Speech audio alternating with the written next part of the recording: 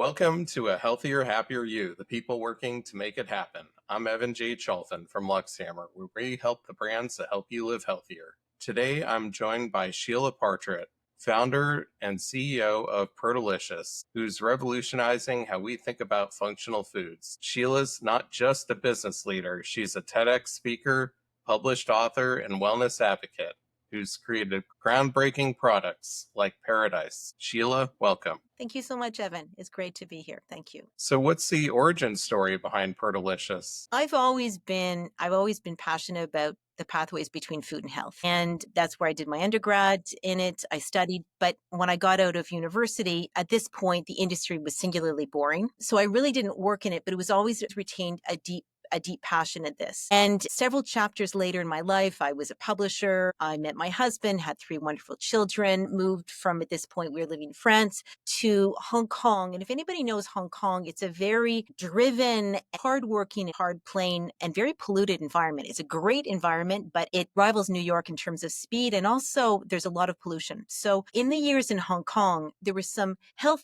issues in the family that were subtle. And when this happened, it was within the kids. And that when this happened, I stopped everything that I was doing and really focused on the kids and dug into my science in order to support them to really to get back into a normal situation. Everything worked well. I became an informal resource and then a formal resource. And I found myself giving lectures on the pathways between food and health and banks and this next thing. And then I decided I just wanted to sort of make the story a little bit shorter. And then I decided, okay, I want to take this knowledge and turn it into a book in order to be able to, for busy people, really to be able to identify what's happened in the food plate over the last 70 years, the industrialization of the food industry, and then what is really the makeup of your food plate now, and also what the body needs to thrive as opposed to survive. So if you can map that out, you can really not pay for uninformed choices. You shop better, you eat better, you sleep better, you work better, you live better. So in the process of doing this, at this point, I was 53, going through midlife, and also the kids were in the teenage years, and there was small issues that were creeping up. And I am a completely informed consumer. There were small issues creeping up. For instance, I started to have a little bit of sugar issues. There was a little bit of inflammation, and so this was amongst the family. And I am a pretty informed consumer. So at this point, I was asking my friend who was helping me with put the sort of the finishing touches on the book, who's a leading expert in nutrition, health, and inflammatory diseases, said to my who is now my chief science officer, Dr. Jean-François Lesgard, and I said, "What do you have in your magic bag of tricks that I can use at home, which will solve all the problems? Because I believe in the pathways between food and health that maybe at this point I've overlooked." And he said, "Sheila, the only thing that you can, and the other thing is, by the way, it has to taste really good. My family is half French. My husband is French. Food is a really important thing. I don't want to hear no, I don't like this. I need something that's going to rock the taste buds, solve my issues so that I can get onto things," right? These are small lifestyle issues that a lot of people deal with. A little bit of inflammation. At this point, I said I had some sugar, like a little bit of tiny bit of sugar issues, fixable, but all lifestyle related. And he said to me, the only thing that actually can solve this issue globally is a specific type of whey protein.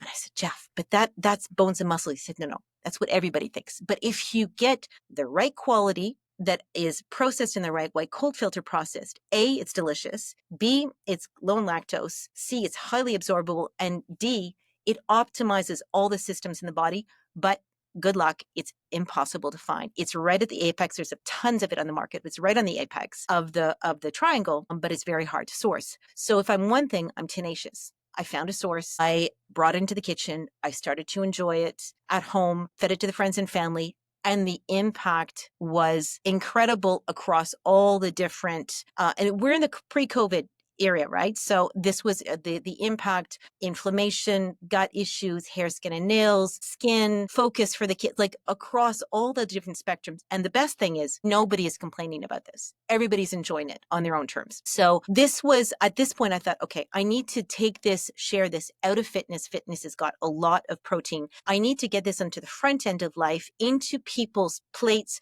people who don't want to choose between health and taste, some people who want a simple solution, simple, economical, fast, effective, to build into your food in order to really enjoy life and have things optimized on a daily. So it all started there. And at this point, ice cream also very quickly became an obsession, because with this very high quality protein powder, which we've become known in all these the two different markets we're in right now, mostly in France and Hong Kong. We're just launching into the US. So we get into food and beverage, high-end food and beverage, hotels, restaurants, at home. We've got a very strong consumer demand there. So the one thing sort of escaped from this is really desserts. And I wanted to make sure desserts, of course, many people have got, pre-diabetic issues in the US. 30% of the population is pre-diabetic. Half of it has got inflammatory issues, and it's all lifestyle related. And I was thinking, okay, ice cream is the world's favorite dessert. North Americans, and I'm one of them, I love my ice cream, but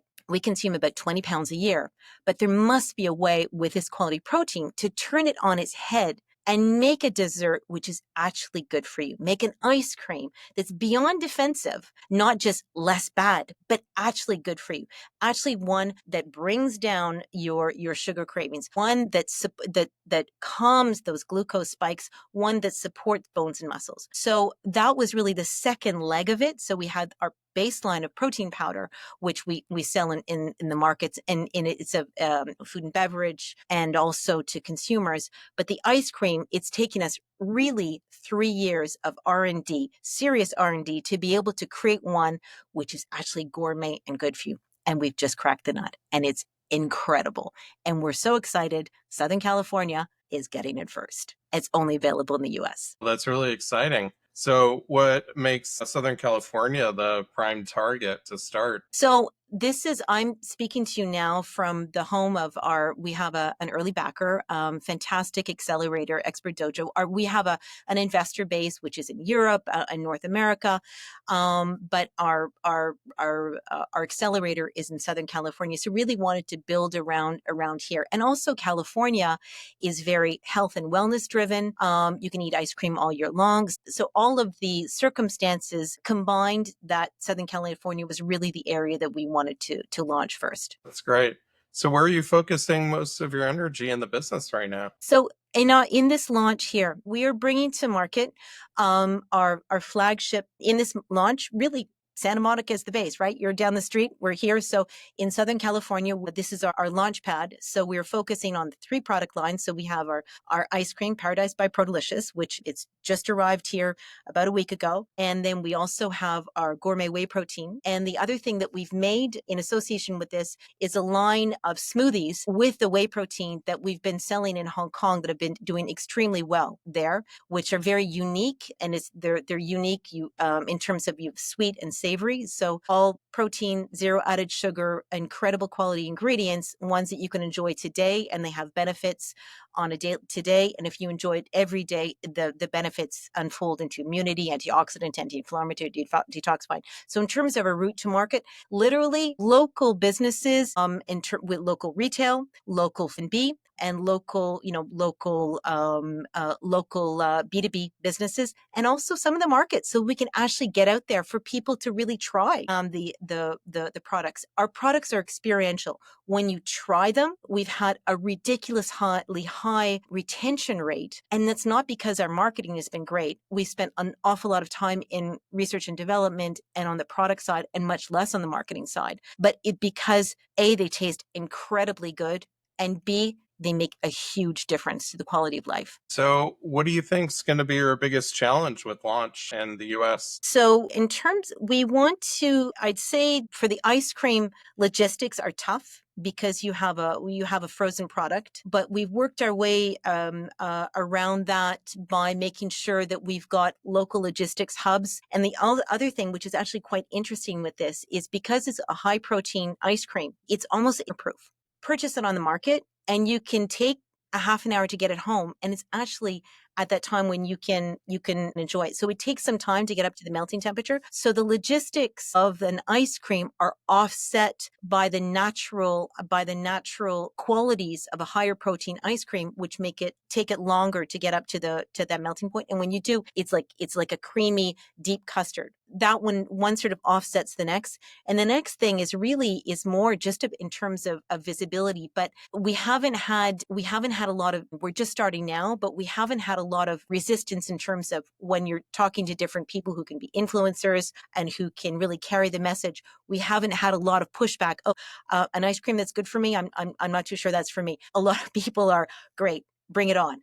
I really want it now. So our challenge is in making sure that the logistics in the back end meet the demand and the interest, to make sure that all that back end flows. So we spend a lot of time in the back end just to make sure that it's an easy flow. Yeah, definitely. And you're talking about awareness on a grassroots level. What's that like for you to spread awareness? What kind of things are you doing? So I've got several podcasts lined up. Another thing that we're doing is, as we have an event coming up on the 1st of June. This is really for local businesses, local individuals who are in the health and wellness space. We wanted to, as newcomers, we wanted to welcome also like-minded businesses in the area who are in the health and the wellness space to participate. Really beautiful event on the 1st of June here in Santa Monica Place on the roof up top of Expert Dojo. So we'll be welcoming a lot of the business leaders here and like-minded individuals to be able to really hear what they're offering and also share our story,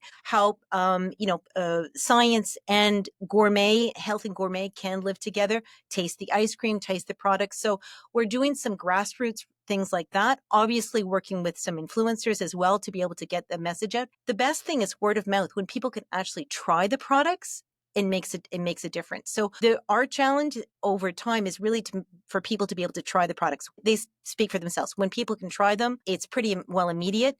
It feels incredibly comfortable on the stomach because it's low lactose, very easy to digest, and that's also why we're going to be doing the markets, so people can actually try the things, and then it spreads.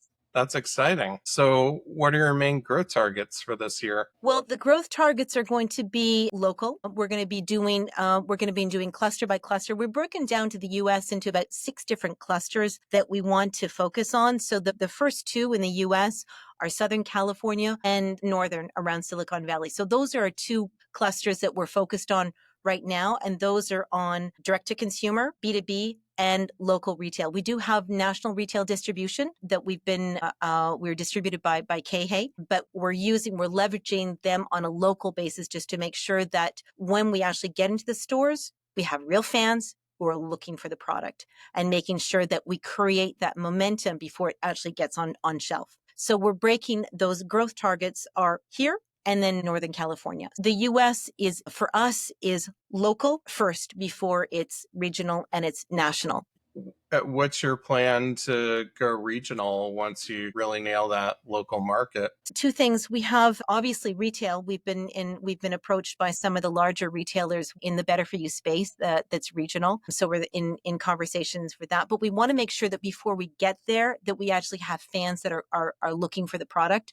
That's the first thing. And then the second thing is some B2B. We've got some large B2B players who are very interested in working with us more on national level. So we have some larger B2B players in the food service space who are also very interested in working with us on the regional and on the national level. But we're very careful where we go into, just to make sure that we do the groundwork first. How are you planning to scale that growth to meet the demand? So obviously, we're raising funds. We're raising funds, but we're keeping it tight. Raise what we need right now here with we're looking out to the next 2 stages and raise for that sequentially at the same time. So we're raising funds because at the same time we need to be ready for perhaps a much more accelerated growth than we're anticipating. Like that you're looking at 3 different scenarios, right? You're looking at an equity case, a base case. And so we have to prepare for both of those, which we're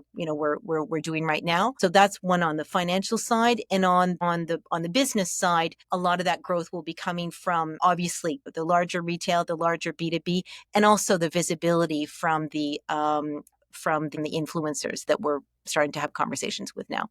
So I'm curious, what trends are you seeing in functional foods that excite you? I'm really happy to see that protein protein has um, obviously been seriously impacted post COVID and also post Ozempic. Protein and zero added sugar. Now, when we started in this in 2017, we were in that space long before really it existed. And we were trying to build in those two worlds of gourmet, great quality food and high protein that goes way beyond fitness, but into the health spectrum. So one is the awareness of protein from a health perspective. The second thing I'm seeing is also a deeper understanding on the different qualities of protein. Proteins do not equal protein. There's a world, and that's a whole lecture in itself, right? The difference between one protein and a different protein and another protein are huge. And that comes from basically the amount of protein that you have in a gram of protein, because your body needs about 1 gram of protein per kilogram per day. And you also can't store protein. You have to replenish your stock every day. The food that you had yesterday doesn't serve the needs of today. You need to replenish that. There's a more of awareness as far as that's concerned.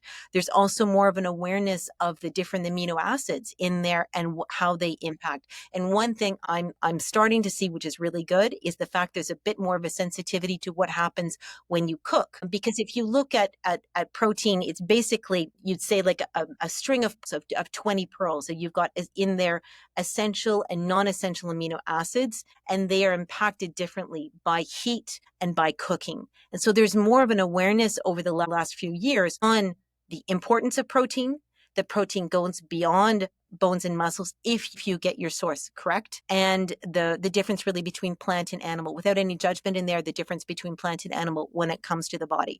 The other thing I'm seeing is the evils of sugar. Let's call a spade a spade. The evils of added sugar. There are, I think about 135 grams of added sugar that the average North American consumes per day. That's way more than we're able to metabolize. It's disguised by 56 names. It's often the first 3 ingredients in the label. So the evils of added sugar, people are becoming aware of that. And the necessity, often what happens is you have too much sugar and not enough protein. If you reverse that and you get higher quality protein and much less added sugar and bring it down to maybe 25 grams a day of added sugar, you get into a health range. So you're starting to see that over time, that there's a greater awareness, and that's coming from the grassroots, and it's good to see.